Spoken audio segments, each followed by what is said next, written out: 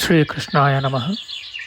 ವಸುದೇವಸುತಂ ದೇವಂ ಕಂಸಚಾಣೂರಮರ್ದನಂ ದೇವಕೀ ಪರಮಾನಂದಂ ಕೃಷ್ಣಂ ವಂದೇ ಜಗದ್ಗುರುಂ. ಬ್ರಹ್ಮಸ್ಥಾನ ಸರೋಜ ಮಧ್ಯವಿಲಸಚ್ಛೀತಾಂಶು ಪೀಠಸ್ಥಿತಂ ಸ್ಫೂರ್ಜತ್ಸೂರ್ಯರುಚಿಂ ವರಾಭಯಕರಂ ಕರ್ಪೂರಕುಂದೋಜ್ವಲಂ ಶ್ವೇತಸೃಗ್ವಸನಾನುಲೇಪನಯುತಂ ವಿದ್ಯುದ್ರುಚಾ ಕಾಂತಯ ಸಂಶ್ಲಿಷ್ಟಾರ್ಧತನುಂ ಪ್ರಸನ್ನವದನಂ ವಂದೇ ಗುರುಂ ಸಾದರಂ. ಶ್ರೀ ಗುರುಭ್ಯೋ ನಮಃ. ಲಂಬೋದರಂ ಪರಮಸುಂದರಮೇಕದಂತಂ ರಕ್ತಾಂಬರಂ ತ್ರಿನಯನಂ ಪರಮಂ ಪವಿತ್ರಂ ಉದ್ಯದ್ದಿವಾಕರಕರೋಜ್ವಲಕಾಯಕಾಂತಂ ವಿಘ್ನೇಶ್ವರಂ ಸಕಲವಿಘ್ನಹರಂ ನಮಾಮಿ. ತ್ವಾಂ ದೇವ ವಿಘ್ನದಲನೇತಿ ಚ ಸುಂದರೇತಿ ಭಕ್ತಿಪ್ರಿಯೇತಿ ಸುಖದೇತಿ ಫಲಪ್ರದೇತಿ ವಿದ್ಯಾಪ್ರದೇತ್ಯಗಹರೇತಿ ಚ ಯೇ ಸ್ತುವಂತಿ ತೇಭ್ಯೋ ಗಣೇಶವರದೋ ಭವ ನಿತ್ಯಮೇವ. ಶ್ರೀ ಮಹಾಗಣಪತಯೇ ನಮಃ. ಯಾ ಕುಂದೇಂದು ತುಷಾರಹಾರಧವಳ ಯಾ ಶುಭ್ರವಸ್ತ್ರಾವೃತ ಯಾ ವೀಣಾ ವರದಂಡಮಂಡಿತಕರ ಯಾ ಶ್ವೇತಪದ್ಮಾಸನ ಯಾ ಬ್ರಹ್ಮಾಚ್ಯುತ ಶಂಕರ ಪ್ರಭೃತಿಭಿಃ ದೇವೈಃ ಸದಾ ವಂದಿತಾ ಸಾ ಮಾಂ ಪಾತು ಸರಸ್ವತೀ ಭಗವತಿ ನಿಶ್ಶೇಷಜಾಡ್ಯಾಪಃ. ಶ್ರೀ ಸರಸ್ವತ್ಯೇ ನಮಃ. ವೇದಾರ್ಥತತ್ವವಿಶದೀಕರಣೇನ ಪುಂಸಾಂ ಉಚ್ಚೈರ್ಗತಿಂ ಜಗತಿ ಯೋ ದಯಾಯ ವಿಧಾತುಂ ರಮ್ಯಾಂ ಪುರಾಣಪದವೀಂ ಪ್ರಣಿನಾಯ ತಸ್ಮೈ ಲೋಕೇಶವೈಭವಪುಷೇ ಋಷಯೇ ನಮಸ್ತಾತ್. ತಸ್ಮೈ ವ್ಯಾಸಾಯ ಮುನಯೇ ಸರ್ವಜ್ಞಾಯ ಮಹರ್ಷಯೇ ಪರಾಶರ್ಯಾಯ ಶಾಂತಾಯ ನಮೋ ನಾರಾಯಣಾತ್ಮನೆ. ಶ್ರೀ ವ್ಯಾಸಾಯ ನಮಃ. ನಾರಾಯಣಂ ನಮಸ್ಕೃತ್ಯ ನರಂ ಚೈವ ನರೋತ್ತಮಂ ದೇವೀಂ ಸರಸ್ವತೀಂ ವ್ಯಾಸಂ ತತೋ ಜಯಮುದೀರಯೇತ್.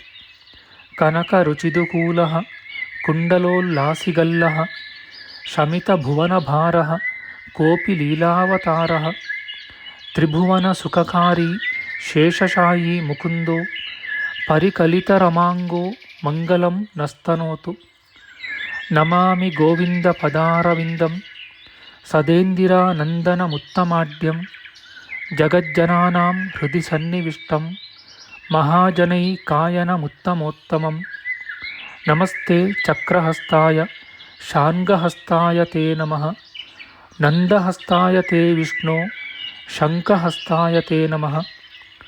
ಓಂ ನಮೋ ವಾಸುದೇವಾಯ ನಮಃ ಸಂಕರ್ಷಣಾಯ ಚ ಪ್ರದ್ಯುಮ್ನಾಯ ನಮಸ್ತುಭ್ಯಂ ಅನಿರುದ್ಧಾಯ ತೇ ನಮಃ.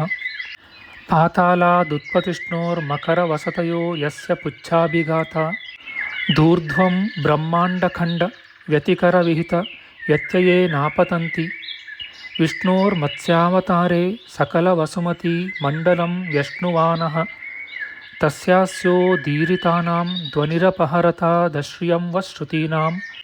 ಶ್ರೀ ಮತ್ಸ್ಯರೂಪಿ ಪರಮಾತ್ಮನೇ ನಮಃ. ಪ್ರಿಯ ಬಾಂಧವರೇ, ನಮ್ಮ ಈ ಶ್ರೀ ಲಾಲೀಕೃಷ್ಣ ಚಾನಲ್ಗೆ ಸ್ವಾಗತ. ಇಂದಿನ ವಿಡಿಯೋದಲ್ಲಿ ನಾವು ಶ್ರೀ ಮತ್ಸ್ಯ ಮಹಾಪುರಾಣದ 41ನೆಯ ಅಧ್ಯಾಯವಾದ ಯಯಾತಿ ಚರಿತ ತನ್ನ ಸುಕೃತವನ್ನು ಧಾರೆ ಎರೆದು ಕೊಡುವುದಾಗಿ ಅಷ್ಟಕನು ಹೇಳಲು ರಾಜನು ಒಪ್ಪದಿದ್ದುದು ಎಂಬ ವಿಚಾರ ಮಾಡೋಣ. ಶ್ರೀಕೃಷ್ಣಾಯ ನಮಃ. ಅಷ್ಟಕನು ಕೇಳುತ್ತಾನೆ, ಎಲೈ ಯಯಾತಿ ರಾಜನೇ, ಗಗನದಲ್ಲಿ ಓಡುವ ಚಂದ್ರ ಸೂರ್ಯರಂತಿರುವ ಈ ಹಿಂದೆ ಹೇಳಿದ 2 ಬಗೆಯ ಮುನಿಗಳಲ್ಲಿ ಯಾರಿಗೆ ಮೊದಲು ದೇವತೆಗಳೊಡನೆ ಸಾಮ್ಯವು ಲಭಿಸುವುದು? ಯಯಾತಿಯು ಹೇಳುತ್ತಾನೆ, ಸ್ವಂತ ಮನೆಯನ್ನು ಮಾಡಿಕೊಳ್ಳದೆ ವಿಷಯ ಸುಖ ಲೋಲುಪರಾದ ಗೃಹಸ್ಥರ ನಡುವೆ ಜಿತೇಂದ್ರಿಯನಾಗಿ ಗ್ರಾಮದಲ್ಲೇ ಸಂಚರಿಸುವ ಮುನಿಯು ಮೊದಲು ದೇವತೆಗಳೊಡನೆ ಸೇರುವನು. ದೀರ್ಘಾಯುವು ದೊರೆಯುವುದು ದುರ್ಲಭ. ಅದು ದೊರೆತಿರುವಾಗ ನಿಷಿದ್ಧ ಕಾರ್ಯವನ್ನು ಆಚರಿಸಿದರೆ ಮುಂದೆ ಪಶ್ಚಾತ್ತಾಪ ಪಡಬೇಕಾದೀತು. ಅಂತಹ ಅಕಾರ್ಯವನ್ನು ಮಾಡಿದವನು ಅದರ ಪ್ರಾಯಶ್ಚಿತ್ತಕ್ಕಾಗಿ ಬಳಿಕ ತೀವ್ರವಾದ ತಪಸ್ಸನ್ನು ಎಸಗಬೇಕು. ಯಾವುದು ಕ್ರೂರ ಕರ್ಮವೋ ಅದು ಅಹಿತವು. ಧರ್ಮ ವಿರುದ್ಧವಾದುದನ್ನು ಮಾಡುವ ವ್ಯರ್ಥ ಬುದ್ಧಿಯವನು ಜಿತೇಂದ್ರಿಯನಲ್ಲ. ಎಲೈ ರಾಜ, ಮನೋವಾಕಾಯಗಳಲ್ಲಿ ನಿಷ್ಕಪಟ ವರ್ತನವಿದ್ದರೆ ಅದೇ ತಪಸ್ಸಿನ ಸಿದ್ಧಿ, ಅದೇ ಗೌರವಾರ್ಹವಾದುದು. ಅಷ್ಟಕನು ಕೇಳುತ್ತಾನೆ, ನರೇಂದ್ರ, ನಿನ್ನನ್ನು ಕಳುಹಿಸಿದವರು ಯಾರು? ನೀನು ಯುವಕ, ಹಾರಗಳನ್ನು ಧರಿಸಿರುವೆ, ಸುಂದರನಾಗಿರುವೆ, ಒಳ್ಳೆಯ ಕಾಂತಿಯಿಂದ ಮೆರೆಯುತ್ತಿರುವೆ. ಎಲ್ಲಿಂದ ಬಂದೆ? ಯಾವ ದಿಕ್ಕಿಗೆ ಹೋಗುವೆ? ಅಥವಾ ಎಲ್ಲಿಯಾದರೂ ನಿನಗೆ ಈಗ ದೊರೆತನವುಂಟೋ? ಯಯಾತಿಯು ಹೇಳುತ್ತಾನೆ, ನನ್ನ ಪುಣ್ಯವು ಸವೆದ ಕಾರಣ ಈ ಭೂಲೋಕದ ನರಕವನ್ನು ಪ್ರವೇಶಿಸುವುದಕ್ಕಾಗಿ ಗಗನದಿಂದ ನನ್ನನ್ನು ಭೂಮಿಗೆ ನೂಕಿದರು. ನಿಮಗೆ ಹೇಳಿ ತರುವಾಯ ನಾನು ಬೀಳುವೆನು. ಲೋಕರಕ್ಷಕರಾದ ಈ ಬ್ರಾಹ್ಮಣರು ನನ್ನ ಮಾತನ್ನು ಕೇಳಲು ತ್ವರೆ ಮಾಡಲಿ. ಸಜ್ಜನರ ಸಮೀಪದಲ್ಲಿ ಬೀಳಬೇಕೆಂದು ನಾನು ಬೇಡಿದೆನು. ಗುಣಶಾಲಿಗಳಾದ ಆ ಮಹಾತ್ಮರೆಲ್ಲ ಇಲ್ಲಿ ಸೇರಿದ್ದಾರೆ. ಎಲೆ ಭೂಪತಿ, ಭೂಮಿಗೆ ನಾನು ಬೀಳುತ್ತಿರುವಾಗ ಇಂದ್ರನೂ ಸಹ ನನಗೆ ಈ ವರವನ್ನು ಕರುಣಿಸಿದನು. ಅಷ್ಟಕನು ಕೇಳುತ್ತಾನೆ, ಭೂಮಿಗೆ ಬೀಳುತ್ತಿರುವ ಎಲೆ ಯಯಾತಿ ಮಹಾರಾಜನೇ, ನಿನ್ನನ್ನು ನಾನು ಒಂದು ಪ್ರಶ್ನೆಯನ್ನು ಕೇಳುವೆನು.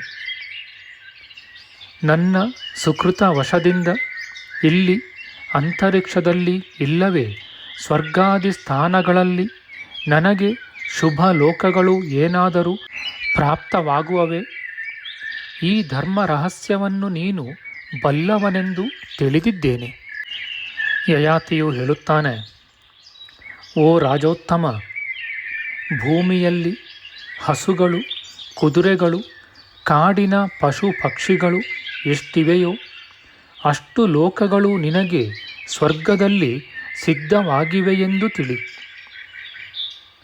ಅಷ್ಟಕನು ಕೇಳುತ್ತಾನೆ, ರಾಜಶ್ರೇಷ್ಠ, ಅಂತರಿಕ್ಷದಲ್ಲೂ ಸ್ವರ್ಗದಲ್ಲೂ ಮಿಕ್ಕ ಊರ್ಧ್ವ ಲೋಕಗಳಲ್ಲೂ ಸುಕೃತ ವಶದಿಂದ ನನಗೆ ದೊರಕುವ ಪುಣ್ಯಲೋಕಗಳನ್ನು ನಿನಗೆ ಕೊಡುತ್ತೇನೆ.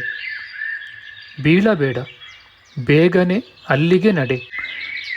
ನೀನು ಶತ್ರುಗಳನ್ನಡಗಿಸಿದ ಮಹಾವೀರನು. ಯಯಾತಿಯು ಹೇಳುತ್ತಾನೆ, ರಾಜಮುಖ್ಯನಾದ ಓ ಅಷ್ಟಕ, ವೇದಾಧ್ಯಯನ ಸಂಪನ್ನನೂ ಬ್ರಹ್ಮಜ್ಞಾನಿಯೂ ಆದ ನನ್ನಂತಹವನು ದಾನವನ್ನು ತೆಗೆದುಕೊಳ್ಳಬಾರದು. ಶಾಸ್ತ್ರದಲ್ಲಿ ಹೇಗೆ ಹೇಳಿದೆಯೋ ಅದೇ ಕ್ರಮದಲ್ಲಿ ಹಿಂದೆ ನಾನು ಬ್ರಾಹ್ಮಣರಿಗೆ ಯಾವಾಗಲೂ ದಾನ ಮಾಡಿದ್ದೇನೆ. ವೀರನಾದ ನನ್ನ ಪತ್ನಿಯು ಬ್ರಾಹ್ಮಣ ಸ್ತ್ರೀಯೇನೋ ನಿಜ, ಆದರೂ ಕ್ಷತ್ರಿಯನಾದವನು ಮತ್ತೊಬ್ಬರಿಂದ ದಾನ ತೆಗೆದುಕೊಂಡು ದೀನನಾಗಿ ಬಾಳಬಾರದು. ಆದುದರಿಂದ ಈ ಸನ್ನಿವೇಶದಲ್ಲಿ ಯಾವುದು ಉಚಿತವೆಂದು ತಿಳಿದು ಹಿಂದೆ ಯಾರೂ ಕೈಗೊಳ್ಳದಿರುವಂತಹ ಅಪೂರ್ವವಾದ ಕಾರ್ಯವನ್ನು ನಾನು ಮಾಡುವೆನು. ಪ್ರತರ್ಧನನು ಹೇಳುತ್ತಾನೆ, ಎಲೈ ಸುಂದರಾಕಾರ, ಪ್ರತರ್ಧನನೆಂಬ ನಾನು ನಿನ್ನನ್ನು ಕೇಳುತ್ತೇನೆ. ಅಂತರಿಕ್ಷದಲ್ಲೂ ಸ್ವರ್ಗದಲ್ಲೂ ನನಗೆ ದೊರಕಬಹುದಾದ ಶುಭ ಲೋಕಗಳುಂಟೋ? ನೀನು ಈ ಧರ್ಮದ ರಹಸ್ಯವನ್ನು ಬಲ್ಲೆಯೆಂದು ತಿಳಿದಿರುವೆನು. ಯಯಾತಿಯು ಹೇಳುತ್ತಾನೆ, ನರೇಂದ್ರ, ನಿನಗೆ ದೊರೆಯುವ ಲೋಕಗಳು ಅನೇಕವಾಗಿವೆ.